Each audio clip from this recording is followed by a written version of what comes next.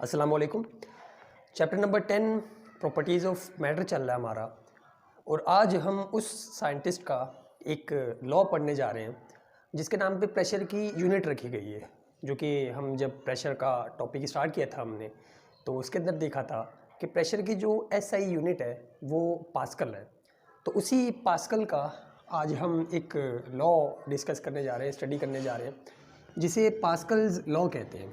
और फिर इसी वीडियो के अंदर पास्कल लॉ की एक एप्लीकेशन है जिसे हाइड्रोलिक लिफ्ट कहते हैं, जो इसी लॉ को अप्लाई करते हुए हमने एक मशीन डिज़ाइन की है या फिर इसको डिज़ाइन किया जो कि हाइड्रोलिक लिफ्ट है।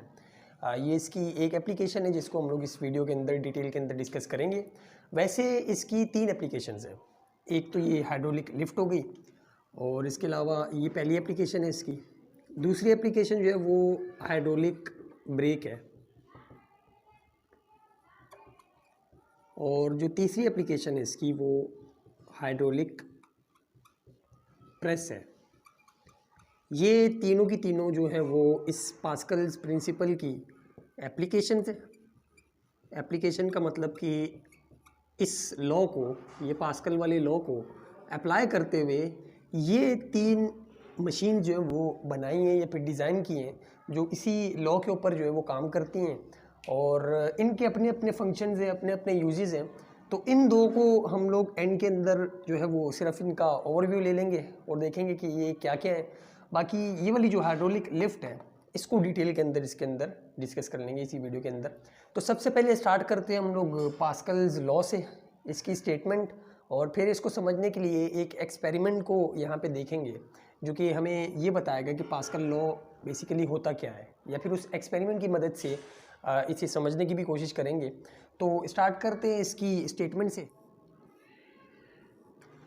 स्टेटमेंट इसकी कुछ इस तरह से है कि when pressure is applied to a liquid, it is transmitted equally in all direction.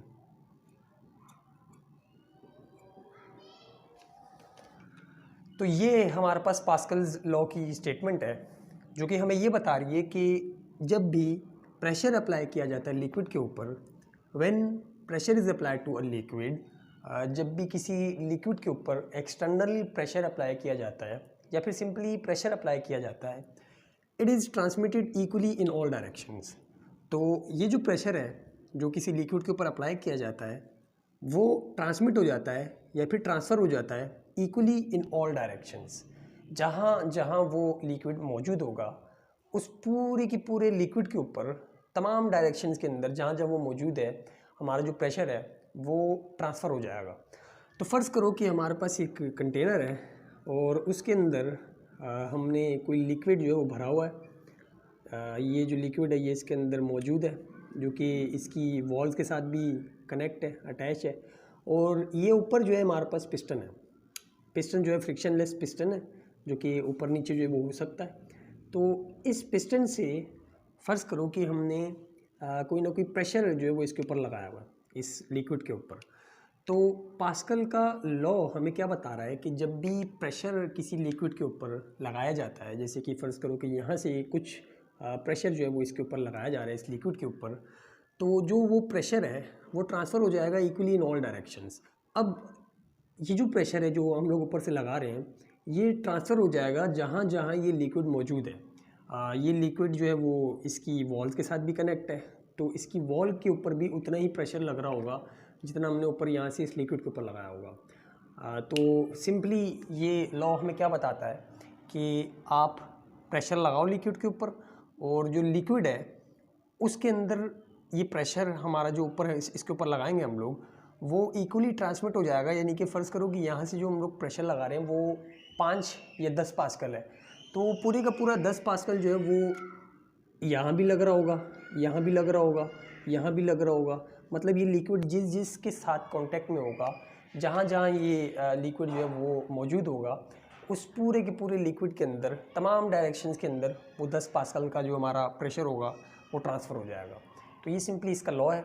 और इसी लॉ को समझने के लिए एक एक्सपेरिमेंट है जो कि आपकी बुक के अंदर भी है और गाइड्स वगैरह के अंदर भी है, तो हम भी उसको यहाँ पे डिस्कस कर लेते हैं ताकि जो ये वाला लॉ है वो और आसानी से हमें समझ में आ जाए।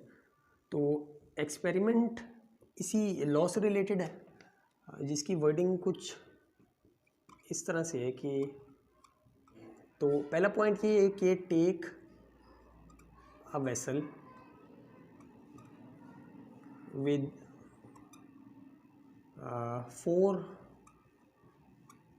वाटर टाइट पिस्टन्स, के एक वेसल लो जिसके अंदर 4 वाटर टाइट पिस्टन जो है वो मौजूद हो।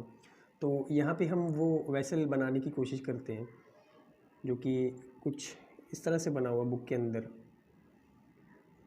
कि हर एंड के ऊपर यहाँ पे एक आउटलेट छोड़ी हुई है जिसके ऊपर उन्होंने पिस्टन लगाए हुए हैं। तो यहाँ पे जो है वो हमारे पास पिस्टन ए, यहाँ पे फ़र्ज़ करो कि जो पिस्टन है वो पिस्टन बी है, और यहाँ पे जो हमारे पास पिस्टन है वो पिस्टन सी है, और ये वाला जो पिस्टन है ये हमारे पास पिस्टन डी है। ये हमारा पहला पॉइंट था कि टेक अ वेसल, एक वेसल जो है वो लो जिसके अंदर 4 वाटर टाइट पिस्टन जो है वो लगे हुए हों। ए बी सी डी हमने उनको नाम भी दे दिए। फिर दूसरे पॉइंट के अंदर क्या बता रहे हैं हमें कि fill the vessel completely with water,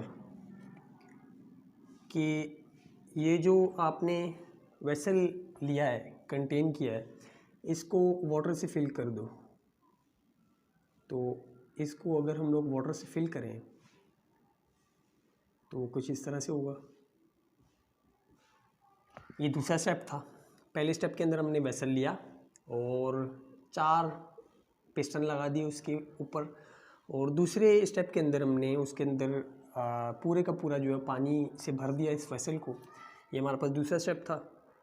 तीसरे स्टेप के अंदर वो क्या बोल रहे हैं कि apply force on piston A, कि पिस्टन ए के ऊपर जो है वो आप प्रेशर या फिर फोर्स अप्लाई करो टू मूव इट इनवर्ड। इसके ऊपर आप फोर्स अप्लाई करो इसको नीचे की तरफ दबाने के लिए।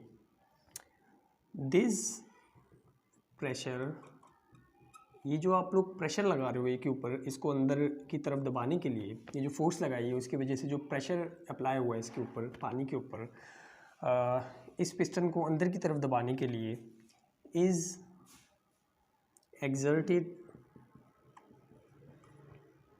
On water. तीसरे स्टेप के अंदर वो लोग क्या बता रहे हैं कि ये जो पिस्टन ए है इसके ऊपर आप प्रेशर अप्लाई करो या फिर फोर्स अप्लाई करो इसको अंदर की तरफ दबाने के लिए। तो जो प्रेशर होगा वो इस पूरे के पूरे वाटर के ऊपर एक्सर्ट हो जाएगा, इस पूरे के पूरे वाटर के ऊपर लग जाएगा।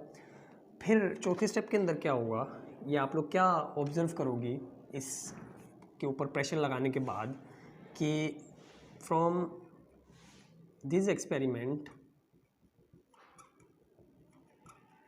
it will found that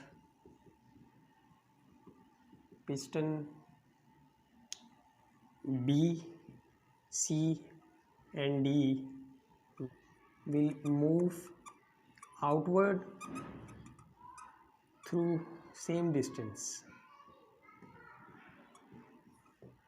चौथे पॉइंट में ये बता रहे हैं कि फ्रॉम दिस एक्सपेरिमेंट, ये जब आप ए के ऊपर प्रेशर लगाओगे तो आपको ये देखने को मिलेगा या फिर it will be found that piston B C and D, कि पिस्टन बी, डी और सी जो है ये मूव करेंगे outward through the same distance. मतलब आपने प्रेशर लगाया ए के ऊपर प्रेशर लगाया और इसको इनवर्ड जो है वो आपने नीचे की तरफ दबाने की कोशिश की, और यहाँ पे जो प्रेशर था वो प्रेशर इस पूरे के पूरे वाटर के ऊपर इक्वली ट्रांसमिट हो गया या फिर ट्रांसफ़र हो गया, और उसकी वजह से जो प्रेशर आप यहाँ से अप्लाई कर रहे थे ए के ऊपर, वो अब पूरे के पूरे लिक्विड के ऊपर जो है वो ट्रांसफ़र हो गया, और वो प्रेशर पिस्टन बी के ऊपर भी लगा, पिस्टन सी के ऊपर भी लगा और पिस्टन डी के ऊपर भी लगा। जब इन तीनों के ऊपर प्रेशर लगेगा तो ये तीनों की तीनों सेम डिस्टेंस से मूव करेंगे आउटवर्ड डायरेक्शन में। तो इस एक्सपेरिमेंट से या फिर इस पूरे के पूरे जो हमने यहाँ पे एक्सपेरिमेंट किया, इससे क्या बात सामने आई कि this shows that the pressure applied to piston A has been transmitted equally in all directions।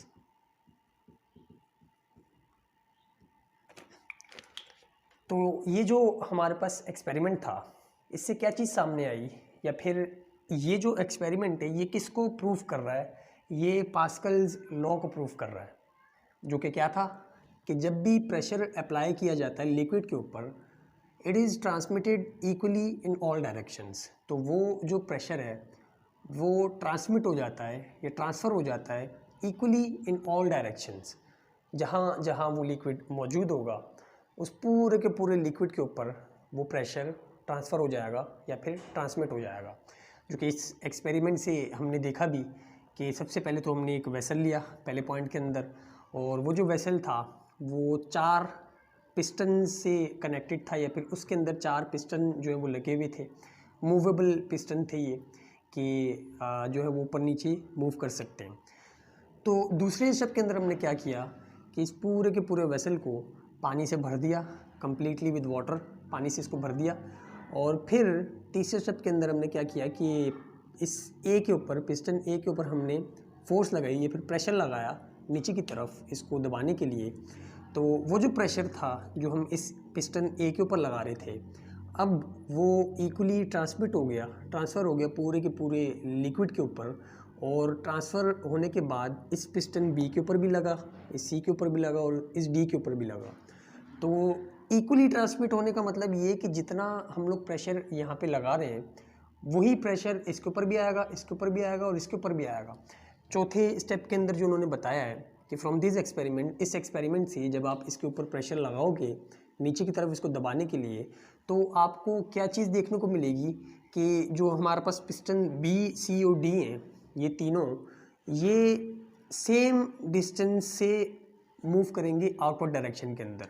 Same distance से मूव करेंगे आउटवर्ड डायरेक्शन के अंदर, इसका मतलब ये कि इसके ऊपर भी सेम प्रेशर लगा है, उतना ही जितना हमने यहाँ से दिया था, इसके ऊपर भी उतना ही लगा है, इसके ऊपर भी उतना ही लगा है। अगर ये सेम डिस्टेंस से मूव नहीं करते आउटवर्ड डायरेक्शन में, अगर ये जो है वो कम डिस्टेंस से मूव करता आउटवर्ड डायरेक्शन में, तो इसका मतलब ये होता कि इसके ऊपर जो प्रेशर था या फिर इसके ऊपर जो फोर्स लगी है वो कम लगी है। और अगर ये सेम डिस्टेंस से ट्रैवल या फिर मूव नहीं करता आउटवर्ड डायरेक्शन में, तो फिर इसका भी मतलब ये होता है कि इसके ऊपर भी जो प्रेशर लगा है वो सेम नहीं लगा है। लेकिन हमने देखा क्या कि ये जो तीनों हैं ये सेम डिस्टेंस से जो है वो मूव करेंगे आउटवर्ड डायरेक्शन के अंदर, जिससे हमें ये पता लगेगा कि जो हमने प्रेशर लगाया था ए के ऊपर, पिस्टन ए के ऊपर जो प्रेशर लगाया था वो ट्रांसमिट हो गया है या ट्रांसफ़र हो गया है इक्वली के जो लफ्ज़ है यहाँ पे वो इम्पोर्टेंट है कि इक्वली जो है वो तमाम की तमाम जहाँ जहाँ लिक्विड मौजूद था तमाम डायरेक्शंस के अंदर इक्वली ट्रांसमिट हो गया है। उसी की वजह से जो ये बी, सी और डी थे पिस्टन, ये सेम डिस्टेंस से आउटवर्ड डायरेक्शन की तरफ मूव हुए थे या फिर बाहर निकले थे। तो ये हमारे पास पास्कल्स लॉ था, जिसको हमने एक्सपेरिमेंट की मदद से भी समझने की कोशिश की, जो कि सिर्फ़ और सिर्फ ये है कि जब भी हम किसी लिक्विड के ऊपर प्रेशर अप्लाई करते हैं तो वो जो हमारा प्रेशर होता है वो इक्वली ट्रांसमिट हो जाता है, ये ट्रांसफ़र हो जाता है तमाम की तमाम डायरेक्शन के अंदर जहाँ जहाँ वो लिक्विड मौजूद होगा, इक्वली ट्रांसमिट हो जाता है। मतलब जितना प्रेशर हम बाहर से उसके ऊपर लगाएंगे वो इक्वली तमाम के तमाम लिक्विड के ऊपर जहाँ जहाँ वो मौजूद होगा, जिस जिसके साथ वो कांटेक्ट में होगा, उन तमाम चीज़ों के ऊपर उतना ही प्रेशर जो है वो अप्लाई कर रहा होगा या फिर लगा रहा होगा। तो ये हमारे पास पास्कल्स लॉ था। अब इसी से रिलेटेड इसकी 3 एप्लीकेशंस हैं। सबसे पहली हाइड्रोलिक लिफ्ट है, फिर हमारे पास जो है वो हाइड्रोलिक ब्रेक है, और आखिरी जो है वो हाइड्रोलिक प्रेस है। इनकी जो वर्किंग है, जिस प्रिंसिपल के ऊपर ये लोग वर्क करते हैं, जो कि यही वाला प्रिंसिपल है, इसी लॉ को यूज़ करते हुए इनको हमने डिज़ाइन किया है। तो हम इनमें से सिर्फ एक जो पहली है हाइड्रोलिक लिफ्ट, उसको डिटेल के अंदर जो है वो यहाँ पे डिस्कस करेंगे। बाकी जो दो हैं हाइड्रोलिक ब्रेक और हाइड्रोलिक प्रेस, उनकी इतनी ज़्यादा डिटेल के अंदर हम लोग नहीं जाएंगे, सिर्फ और सिर्फ देखेंगे कि वो क्या चीज़ें और कहाँ पे यूज़ होती हैं, क्योंकि वर्किंग जो है इन तीनों की तकरीबन सेम है। कंस्ट्रक्शन के अंदर थोड़ा सा डिफरेंस है, जो कि जब हम इनको पढ़ेंगे तो समझ में आ जाएगा। तो स्टार्ट करते हैं हम लोग हाइड्रोलिक लिफ्ट के साथ, और हाइड्रोलिक लिफ्ट को जो है वो यहाँ पे डिटेल के अंदर हम लोग डिस्कस करेंगे। ये जो हमारे पास हाइड्रोलिक लिफ्ट है, इसको हम 3 पार्ट्स के अंदर जो है वो डिवाइड कर रहे हैं। पहला पार्ट जो है उसके अंदर हम लोग इसका प्रिंसिपल बताएंगे कि ये किस प्रिंसिपल के ऊपर काम करता है, और दूसरे पार्ट के अंदर हम इसकी पूरी की पूरी कंस्ट्रक्शन को डिस्कस करेंगे कि ये कैसे बना हुआ है, या फिर इसकी कंस्ट्रक्शन क्या है, स्ट्रक्चर क्या है, और फिर आखिरी पार्ट के अंदर, तीसरे पार्ट के अंदर हम इसकी वर्किंग को डिस्कस करेंगे कि ये वर्क कैसे करता है। तो सबसे पहला पार्ट जो है वो इसका प्रिंसिपल का है कि ये किस प्रिंसिपल के ऊपर काम करता है। तो प्रिंसिपल चूँकि हमें पता है कि ये पास्कल प्रिंसिपल के ऊपर काम करेगा, जो कि पीछे ही हमने डिस्कस कर लिया था कि पास्कल लॉ को ही अप्लाई करते हुए, ये उसी की एक एप्लीकेशन है कि उसी लॉ को अप्लाई करते हुए हमने इस मशीन को जो है वो डिज़ाइन किया है। तो यहाँ पे बता देंगे कि हाइड्रोलिक लिफ्ट, और जैक भी बोल सकते हैं इसको। तो हाइड्रोलिक लिफ्ट और jack works on the principle of Pascal, कि ये पास्कल के प्रिंसिपल के ऊपर काम करता है, जो कि क्या था, जो भी हमने पढ़ा कि pressure transmits equally in all directions when applied to a liquid।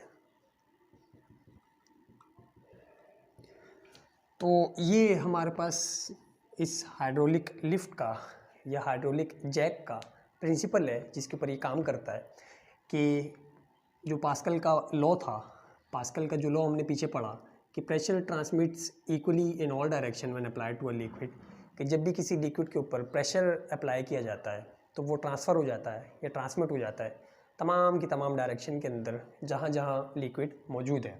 तो उसी लॉ को अप्लाई करते हुए, यूज़ करते हुए हमने ये हाइड्रोलिक लिफ्ट या फिर हाइड्रोलिक जैक को डिज़ाइन किया है, और ये उसी प्रिंसिपल के ऊपर वर्क करता है। और अगर कंस्ट्रक्शन की बात करें तो कंस्ट्रक्शन इसकी कुछ इस तरह से है कि ये वाला जो पार्ट है पूरे का पूरा हम इसकी डायग्राम के लिए छोड़ देते हैं, और यहाँ से इसकी कंस्ट्रक्शन अगर लिखें तो वो इस तरह से होगी कि इट कंसिस्ट ऑफ 2 सिलेंडर्स। ये 2 सिलेंडर से मिलके बना हुआ है। One is of smaller area and other is of greater area। 2 cylinder से मिलके बना हुआ है, जो कि अगर हम लोग यहाँ पे बनाएं तो एक जो सिलेंडर है फ़र्ज़ करो कि वो ये, और जो दूसरा सिलेंडर है वो हमारे पास ये, थोड़ा सा डिस्टेंस भी बना देते हैं। दूसरा सिलेंडर जो है वो हमारे पास ये है। 2 सिलेंडर से मिलके बना हुआ है, एक का जो एरिया है वो कम है, स्मॉल है, और दूसरे का जो एरिया है वो बड़ा है। Area both the cylinders are fitted with tight pistons. ये जो दोनों के दोनों हमारे पास सिलेंडर्स हैं, इनके ऊपर पिस्टन लगे हुए हैं टाइट किस्म के। एक यहाँ पे है और यहाँ का जो पिस्टन है वो कुछ इस तरह का है, और इसके ऊपर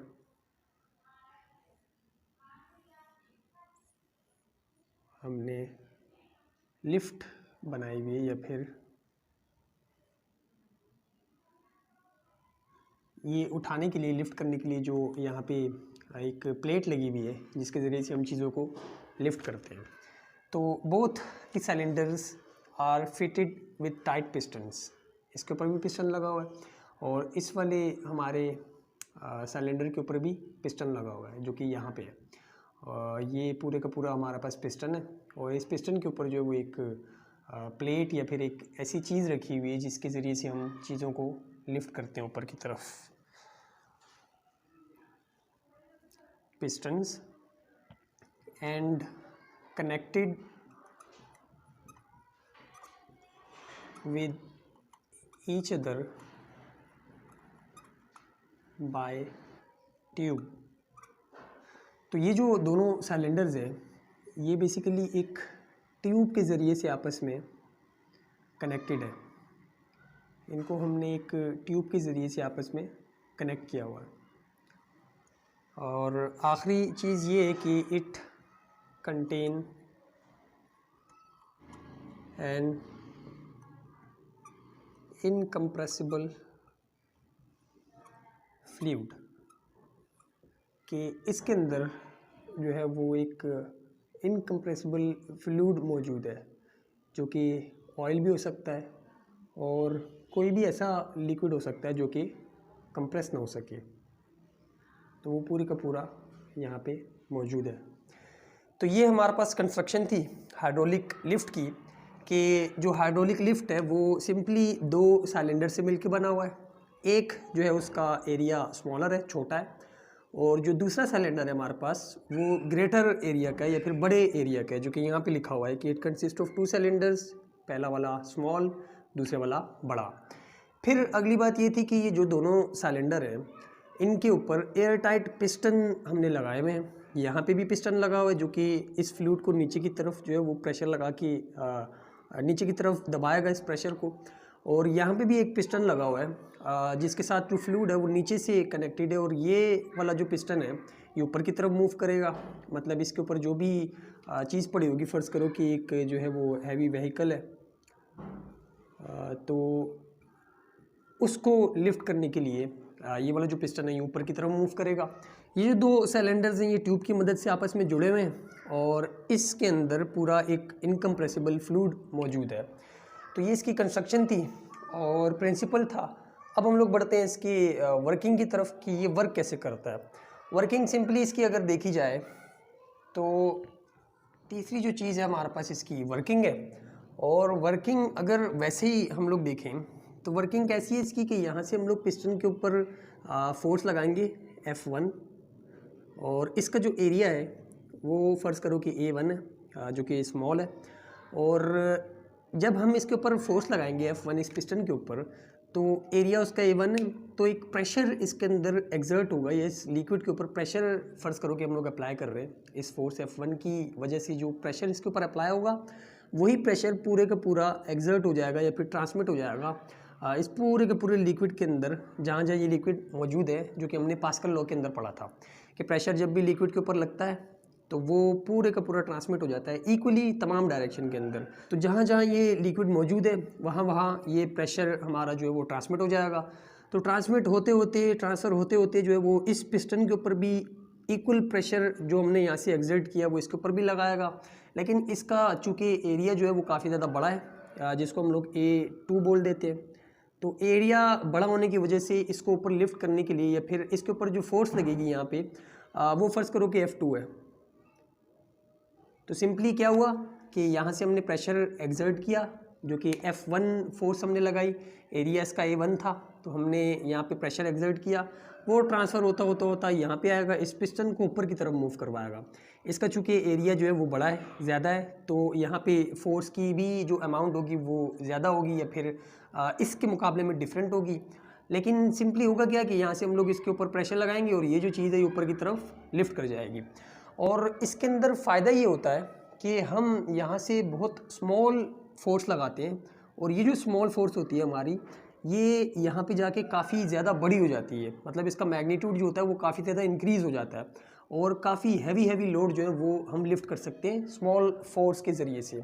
मतलब यहाँ पे स्मॉल फोर्स लगाएं, थोड़ी सी फोर्स लगाएं और यहाँ पे जाके वही वाली फोर्स हमारी जो छोटी सी थी अब यहाँ पे जाके काफ़ी ज़्यादा बड़ी फोर्स जो है वो बन गई और इतनी बड़ी गाड़ी को जो है वो उठा रही है। अगर वैसे देखें तो बगैर मैथमेटिकली इसको प्रूव किए तो ये एक मैजिक लगेगा कि यार कैसे, कोई आपका बिलीव ही नहीं करेगा कि यार आप यहाँ पे छोटी सी फोर्स लगा रहे हो और वो वहाँ पे जाके इतनी बड़ी गाड़ी उठा रही है।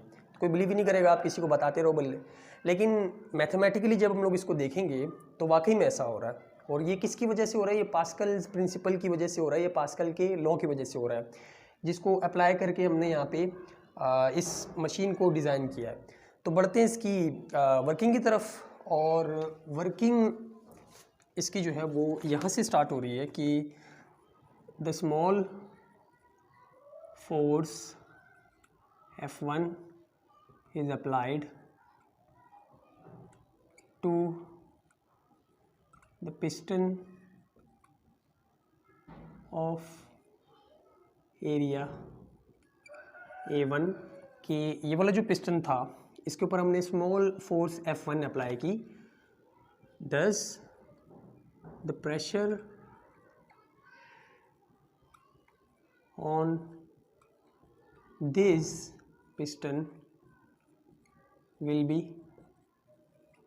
कि जो हमने इसके ऊपर स्मॉल फोर्स F1 अप्लाई की इस एरिया 1 के ऊपर, तो कोई ना कोई प्रेशर एक्सर्ट किया होगा इस लिक्विड के ऊपर इस फोर्स ने, जो कि प्रेशर की जो जब हमने टॉपिक पढ़ा था तो प्रेशर किसके इक्वल था?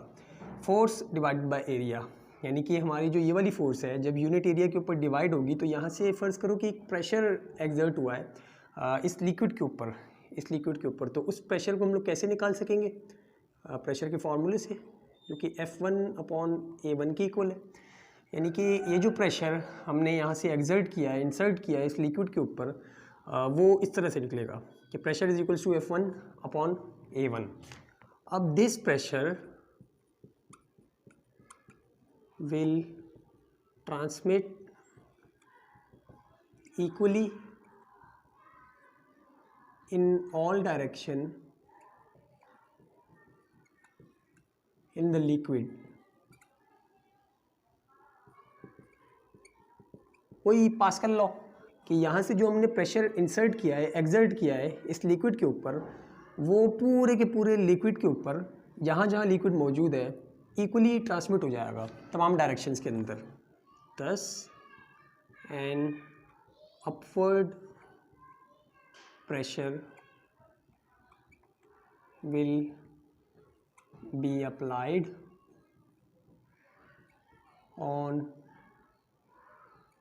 piston of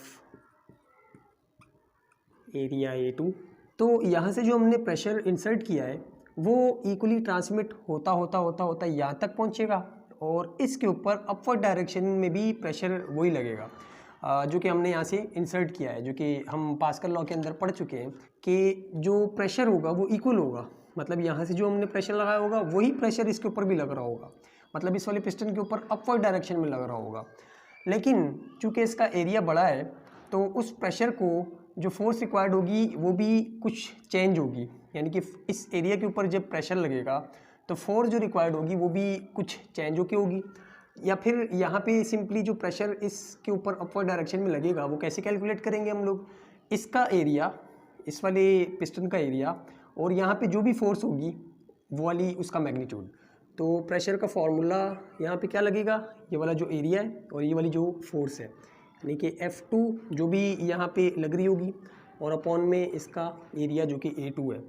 अब पास्कल लॉ के अंदर हमने क्या पढ़ा है कि प्रेशर जितना भी इंसर्ट करोगे वो पूरे के पूरे लिक्विड के ऊपर, वो जहाँ जहाँ लिक्विड मौजूद होगा और जिस जिसके साथ कांटेक्ट में होगा सबके ऊपर इक्वल जो है वो ट्रांसमिट हो रहा होगा, इक्वली लग रहा होगा।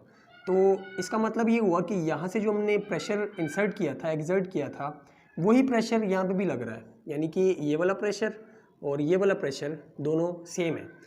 इस प्रेशर की भी वैल्यू सेम आएगी और इस प्रेशर की भी वैल्यू सेम आएगी। फ़र्ज़ करो कि यहाँ से हमने 10 पास्कल का प्रेशर जो है वो इंसर्ट किया है, तो लाजमी सी बात है कि यहाँ पे भी जो प्रेशर इसके ऊपर की तरफ लगेगा वो भी 10 पास्कल का होना चाहिए। अगर प्रेशर ज़्यादा या कम हो रहा है तो फिर पास्कल लॉ जो है वो प्रूव नहीं हो रहा, मतलब पास्कल लॉ की यहाँ पे वायलेशन हो जाएगी।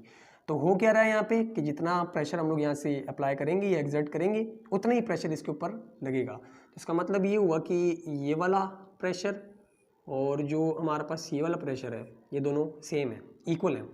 अगर ये दोनों इक्वल है तो क्या हम इनको कंपेयर कर सकते हैं?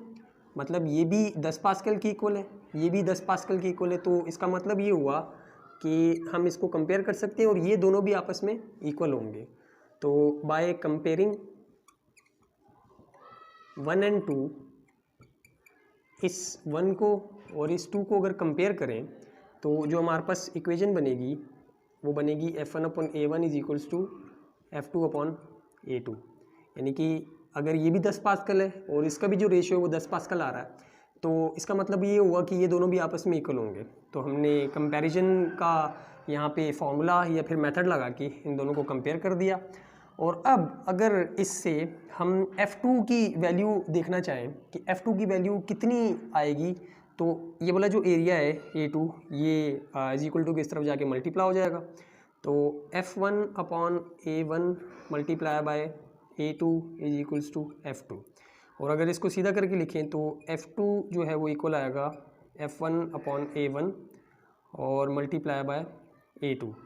तो ये हमारे पास फाइनल इक्वेशन है जिससे हम लोग ये देख सकते हैं कि जो हमारी फोर्स थी जो हमने यहाँ पे अप्लाई की थी वो इधर जाके कितनी ज़्यादा हो गई, यहाँ पे जाके उसका मैग्नीट्यूड कितना ज़्यादा बढ़ गया, इस फार्मूले से जो हम लोग देख सकते हैं। तो फ़र्ज़ करो कि यहाँ पे जो हमने फोर्स लगाई थी वो 10 न्यूटन की थी और इसका जो एरिया था वो 2 मीटर स्क्वायर का था।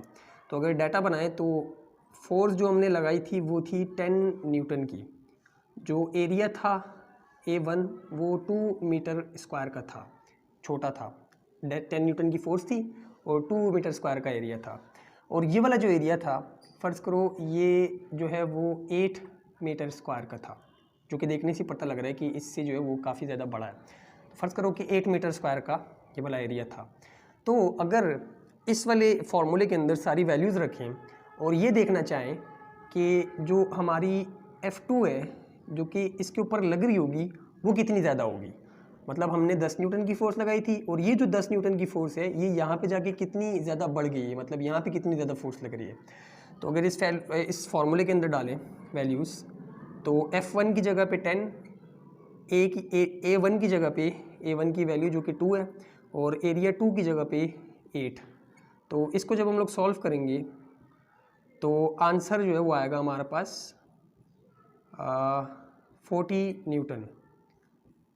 तो इसका मतलब ये हुआ कि यहाँ से हमने 10 न्यूटन की फोर्स लगाई थी और वो जो 10 न्यूटन की फोर्स थी अब इस एरिया के ऊपर जाके कितने न्यूटन की बन गई, 40 न्यूटन की। तो उसका मैग्नीट्यूड जो है वो बढ़ गया, काफ़ी ज़्यादा बढ़ गया। और ये डिपेंड करता है कि एरिया कितना है, इसका जितना ज़्यादा एरिया कम होगा हमें हमारी जो फोर्स है वो उतनी ज़्यादा इंक्रीज़ होगी। इसका एरिया जितना ज़्यादा जो है वो बड़ा होगा हमारी जो वैल्यू है इस फोर्स की जो इंक्रीज़ होगी वो उतनी ज़्यादा आएगी। तो मतलब ये कि इस मशीन से या फिर इस हमारी हाइड्रोलिक लिफ्ट से हम लोग क्या करते हैं कि स्मॉल फोर्स यहाँ से अप्लाई करते हैं और ये जो हमारी स्मॉल फोर्स होती है ये इस वाले एरिया के ऊपर जाके या इस वाले सिलेंडर के ऊपर जाके काफ़ी ज़्यादा इंक्रीज़ हो जाती है और उसका मैग्नीट्यूड जो है वो काफ़ी ज़्यादा बढ़ जाता है और हैवी लोड जो है हम लोग इससे लिफ्ट कर सकते हैं। तो ये जो हमारे पास रिज़ल्ट आया है अगर इसको कंक्लूड करें और कंक्लूड करके लिखें तो हम किस तरह से लिखेंगे, तो कंक्लूजन कुछ इस तरह से होगी कि our small force at A1 generates a large force at A2। तो कंक्लूजन इसका कुछ इस तरह से है, इस रिज़ल्ट को देखते हुए, कि जो हमारी स्मॉल फोर्स F1 थी वो इस एरिया 2 के ऊपर जाके काफ़ी ज़्यादा बड़ी फोर्स जनरेट कर रही है, जिसको यूज़ करते हुए हम लोग काफ़ी सारी चीज़ें जो है वो लिफ्ट कर सकते हैं, हैवी चीज़ें लिफ्ट कर सकते हैं। तो ये इसकी वर्किंग है। अब अगर इसके यूजेस की बात करें कि ये कहाँ कहाँ जो है वो यूज़ होता है, तो यूजेस के अंदर हमें पता है कि ये चीज़ों को लिफ्ट करने के काम आता है। तो यूजेस अगर इसके लिखें, जो कि चौथा पार्ट भी कह सकते हैं, तो यूजेस के अंदर इसके क्या क्या आएगा कि it is used to lift heavy loads. और हैवी लोड्स के अंदर क्या क्या आ सकता है? एग्जाम्पल व्हीकल्स, यानी कि जो हमारी गाड़ियाँ होती हैं फॉर सर्विस पर्पस, कि गाड़ियों को जब उनकी सर्विस करनी होती है तो इसकी मदद से जो वो उठाया जाता है, ये लिफ्ट किया जाता है। काफ़ी सारे सर्विस स्टेशंस के ऊपर आपने देखा होगा कि गाड़ियों को पूरा ऊपर लिफ्ट कर दिया जाता है और नीचे से उनकी सर्विस वगैरह की जाती है। या फिर मैकेनिक के पास भी जब गाड़ियों की नीचे से सर्विस करनी होती है, ठीक करनी होती है गाड़ियाँ वगैरह, तो वहाँ पे भी ये हाइड्रोलिक लिफ्ट का जो है वो इस्तेमाल किया जाता है। और वैसे भी जहाँ भी कोई भी चीज़ लिफ्ट करनी हो ऊपर की तरफ, या हैवी लोड ऊपर की तरफ लिफ्ट करना हो, उठाना हो, तो हम इसका इस्तेमाल करते हैं, जिसकी मदद से हम काफ़ी स्मॉल फोर्स को यहाँ पे अप्लाई करके एक काफ़ी बड़ी फोर्स जो है वो यहाँ पे जनरेट कर सकते हैं, जिसकी मदद से हम चीज़ों को ऊपर की तरफ लिफ्ट कर सकते हैं। तो ये था हमारे पास हाइड्रोलिक लिफ्ट, जो कि पहली एप्लीकेशन थी पास्कल्स लॉ की। और इसकी जो 2 एप्लीकेशंस हैं वो फिर हम अगली वीडियो के अंदर डिस्कस कर लेंगे, छोटी सी वीडियो बना के। उसका पूरे का पूरा इस तरह से मतलब कंस्ट्रक्शन वर्किंग वगैरह या फिर ये सब चीज़ें नहीं लिखेंगे, सिर्फ डायग्राम बना के उसको एक्सप्लेन कर देंगे कि भाई इसके अंदर क्या क्या होता है, क्योंकि वर्किंग वगैरह सबकी सेम है। तो कंस्ट्रक्शन डायग्राम बना के जो हम लोग देख लेंगे कि भाई किस तरह से बनी हुई है, और वर्किंग तो तकरीबन सेम ही होती है कि स्मॉल फोर्स लगाओ और वो दूसरे एरिया के ऊपर जाके बड़ी फोर्स के अंदर कन्वर्ट हो जाए, या फिर वो जो है वो बड़ी फोर्स जनरेट कर दे। तो वो अगली वीडियो के अंदर डिस्कस कर लेंगे। तो आज के लिए इतना ही, मिलते हैं अगली वीडियो में, तब तक के लिए अल्लाह हाफिज़।